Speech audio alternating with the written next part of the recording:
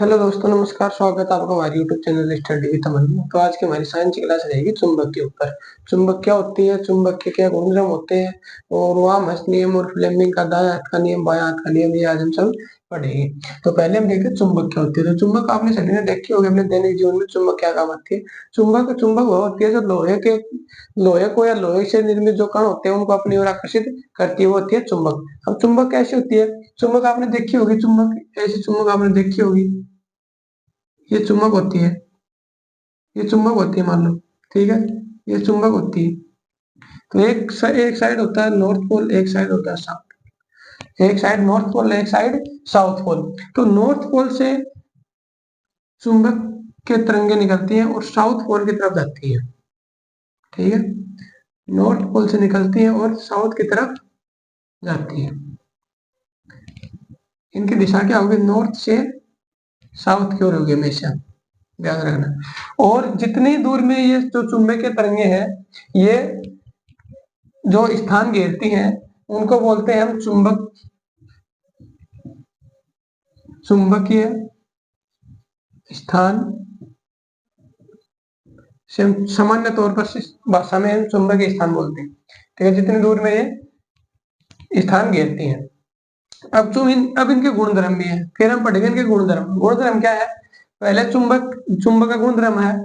चुंबक का पहला गुणधर्म ये है कि इसके दो पोल होते हैं। पहला पोल होता है नॉर्थ पोल और एक होता है साउथ पोल। ठीक है, एक होता है नॉर्थ पोल और एक होता है साउथ पोल। इसमें हमेशा चुंबकीय तरंगे नॉर्थ पोल से निकलेगी और साउथ पोल की तरफ जाएंगी। ठीक है, दूसरा होता है अगर हम चुंबक है, आप अपने घर में ये चीज करके देख लेना कि आप चुंबक को ना एक धागे से बांधकर और उसे स्वतंत्र रूप से ऐसे लटका देना। ऐसे आप लटकाओगे ना तो ये जिस साइड चुंबक दिशा दिखाएगी उस साइड हमेशा नॉर्थ साइड होगी। नॉर्थ साइड हमेशा ऊपर की तरफ होगी। हमेशा नॉर्थ साइड जो होगी वो होगी ऊपर की तरफ, नॉर्थ साइड होगी। अब नॉर्थ साइड ये कहाँ कहाँ मिली जाती है? ये तो समुद्र होते हैं, समुद्र में अगर हम समुद्र के बीच में चले गए, हमें नहीं पता कि हम कौन सी दिशा में चल रहे थे, वहां हम चुंबक का प्रयोग करके देख सकते हैं कि हम किस दिशा की तरफ आगे बढ़ रहे हैं। और फिर है अगला इसका गुणधर्म है चुंबक।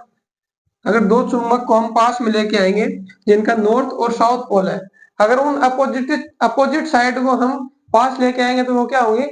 चिपक जाएंगे। अपोजिट साइड को हम पास लेके आएंगे तो चिपक जाएंगे, और अगर सेम साइड को पास लेके आएंगे ना तो एक दूसरे से दूर भागेंगे। जैसे ये एक चुंबक है, ये चुंबक है, इसका एक साइड है नॉर्थ और एक है साउथ।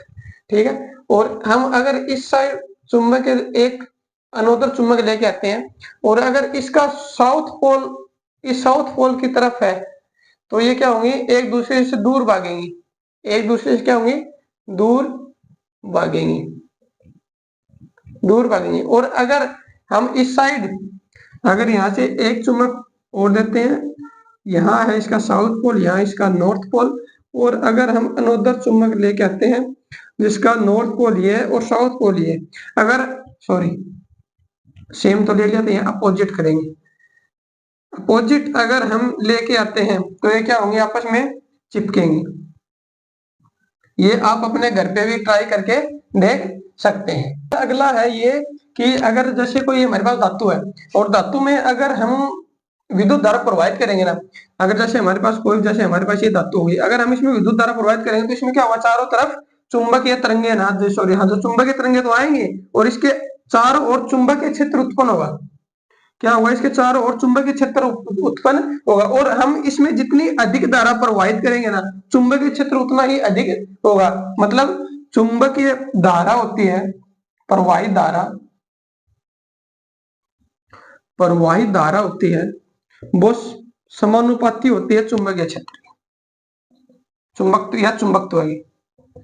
चुंबकत्व क्या होती है? समानुपाती होती है। मतलब जितने ज्यादा धारा प्रवाहित करेंगे चुंबकत्व उतना ही अधिक होता चला जाएगा। और सबसे मेन चीज आप में एक नंबर का क्वेश्चन ये पूछ सकता है कि नॉर्थ जो तरंगे हैं चुंबक में, ये किस दिशा से किस दिशा की ओर जाती है? तो ये जाती है नॉर्थ पोल से साउथ पोल की ओर जाती है। ये हमेशा जो चैप्टर है चुंबकत्व होगा इसमें हमेशा याद रखना ये बात।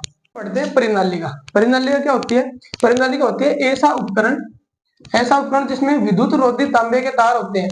विद्युत रोधी तांबे के तार होते हैं और इसकी आकृति होती है बेलन के आकार के जैसी। अपने घर में बेलन देखा हो ना, रोटी कोने वाला, उसकी आकृति जैसी, उसके समान इसकी आकृति होती है। ये होता है परिनालिका। परिनालिका कैसी होती है? परिनालिका होती है ऐसी, ये देखो, ये ऐसे विद्युत रोधी तांबे के तार होते हैं इसमें, ठीक है, प्लस और माइनस ये लगा दिया के, ठीक है, ये स्विच पॉइंट लगा दिया। अब इसमें धारा प्रवाहित कैसे होती है? हमेशा प्लस से माइनस की ओर या, और अगर हम इसमें आपको बताएं, अगर जैसे मान लो ये है, जैसे यही चुंबक हो गई, मतलब ये जैसे चुंबक हो गई, अब ये हो गया नॉर्थ पोल, ये हो गया साउथ पोल, ठीक है। अब इसमें किस साइड से होंगी? हमेशा नॉर्थ से साउथ की ओर जो चुंबकीय तरंगे वो प्रवाहित होंगी, ठीक है। और अगला, अब ये होगी परिनालिका। अब अगला टॉपिक क्या है हमारा? अगला टॉपिक है हमारा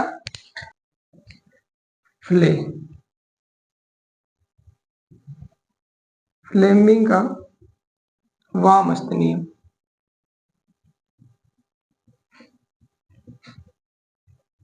वामस्त नियम, यह हम बोलते हैं अंगूठे वाला नियम, अंगुष्ठ नियम। वो क्या होता है? अब देखो, अपने यहाँ तो क्या करना है, सिर्फ ऐसे कर लेना, ऐसे नीचे की तरफ, ये देख रहे हो? अगर ये आप दिखाई दे रहे हो तो ये अंगूठा क्या बताएगा? हमेशा धारा की दिशा को बताएगा। अंगूठा क्या करेगा? हमेशा ये अंगूठा ना, ये हमेशा बताएगा धारा की दिशा को। और जो ये मुड़ी हुई अंगुलियां ना, मुड़ी हुई अंगुलियां, ये बताएंगे चुंबकीय तरंगे, चुंबकीय तरंगे है ना, उनको ये बताएंगे। ये हाथ, जैसे मैं आपको बोर्ड पर अभी बना के दिखाता हूँ, अंगूठा धारा की दिशा को और ये मुड़ी हुई अंगुलियां चुंबकीय क्षेत्र को। जैसे ये हमारा हाथ है, ये मुड़ी हुई अंगुलियां, अंदर की साइड मुड़ी हुई अंगुलियां इस प्रकार से, ठीक है। तो ये हो गई मुड़ी हुई अंगुलियां और ये हो गया हमारा अंगूठा, ठीक है, 3 या 4 अंगुली। अब ये जो अंगूठा है ना, ये अंगूठा हमेशा बताएगा धारा की दिशा, धारा की दिशा, अंगूठा उठाएगा धारा की दिशा को। और जो मुड़ी हुई अंगुलियां ना, इस प्रकार से, ये इस प्रकार से मुड़ी हुई अंगुलियां, तो ये इस प्रकार से मुड़ी हुई, इस साइड मुड़ी हुई अंगुलियां, तो ये बताएंगे चुंबकीय क्षेत्र को, ये बताएंगे चुंबकीय क्षेत्र को, ठीक है। ये कौन सा नियम हो गया हमारा? ये हो गया दक्षिण हस्त नियम या अंगुष्ठ नियम हो गया, ठीक है। अब अगला टॉपिक है हमारा, टॉपिक है फ्लेमिंग का वामस्त नियम। फ्लेमिंग का वामस्त नियम क्या है? फ्लेमिंग का वामस्त नियम है ये, जैसे अपने हाथ की शेप क्या कर दिया ना, आप ऐसे याद रख सकते हो। जैसे ये आकृति शेप बनाई, ये आपने शेप बना ली, तो इसमें जो ये जो तर्जनी अंगुली होती है, ये किसकी दिखाती है? ये जो होती है, इसको ये बताती है चुंबकीय क्षेत्र को। अब देखो, इसको ऐसे रखते हैं, रख लिया ऐसे, ये बताती है चुंबकीय क्षेत्र को। ये जो अंगुली होती है, ये बताएगी विद्युत धारा की दिशा को। और जो अंगूठा होता है, अंगूठा वो चालक की गति या बल को बताएगा। चुंबकीय क्षेत्र, विद्युत धारा और चालक की गति या बल, हम इस प्रकार से देख सकते हैं, ठीक है। अब यहाँ क्या देखो, यहाँ क्या दिया दर्शाएगा? बल और चुंबकीय क्षेत्र, चुंबकीय क्षेत्र है। हम ये इस डायग्राम से भी हमें इसे याद रख सकते हैं, या हम ये डायग्राम भी बना सकते हैं। ये है फ्लेमिंग का वामहस्त नियम। और अगला टॉपिक हमारा विद्युत मोटर। विद्युत मोटर, विद्युत मोटर क्या होती है? विद्युत मोटर एक ऐसा उपकरण होता है, विद्युत मोटर एक ऐसा उपकरण होता है जो विद्युत ऊर्जा को, विद्युत जो ऊर्जा होती है उसको यांत्रिक ऊर्जा में परिवर्तित कर देता है। जैसे अपने घरों में विद्युत जो ऊर्जा आ रही है ना, विद्युत, तो विद्युत मोटर से हम उसको यांत्रिक ऊर्जा में परिवर्तन कर सकते हैं। ये होती है विद्युत मोटर। और विद्युत जनित्र होता है इसके विपरीत। ये क्या कर रही थी? विद्युत ऊर्जा को यांत्रिक ऊर्जा में परिवर्तन। विद्युत मोटर है विद्युत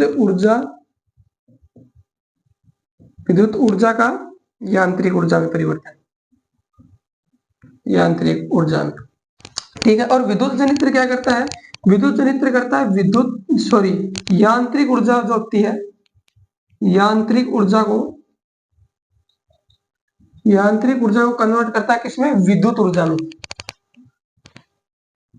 विद्युत ऊर्जा में। जैसे आपने देखा होगा ना, जैसे आपने देखा होगा कि ये बड़े बड़े जो लंबे लंबे पंखों वाले जो क्षेत्र होते हैं, जो राजस्थानी क्षेत्र होते हैं, जहां पर अधिक पवनें चलती हैं, जैसे जैसलमेर है, इस साइड विद्युत, ये बड़े बड़े विद्युत जनित्र लगे होती है, क्या करते हैं, जो हवाओं से वो घूमते हैं, और हवाओं से जब वो घूमेंगे ना, तो वहां से किसका उत्पादन होगा, बिजली का उत्पादन होगा। मतलब जो यांत्रिक ऊर्जा होती है ना, यांत्रिक ऊर्जा, तो उसको किसमें कन्वर्ट कर रहा है, विद्युत जनित्र विद्युत ऊर्जा में कन्वर्ट कर रहा है। विद्युत जनित्र किसमें कन्वर्ट कर रहा है, विद्युत ऊर्जा में कन्वर्ट कर रहा है। ये है विद्युत मोटर और विद्युत जनित्र। तो आज का हमारा टॉपिक आपको कैसा लगा? अगर आपको क्लास अच्छी लगी हो तो आप लाइक कमेंट शेयर जरूर करें, और अपने दोस्तों के साथ शेयर जरूर करें जिनको ये विद्युत चुंबक का जो टॉपिक है बिल्कुल बहुत ही हार्ड लगता है, उनको शेयर जरूर करें। तो जय हिंद, जय भारत, राम राम, नमस्कार।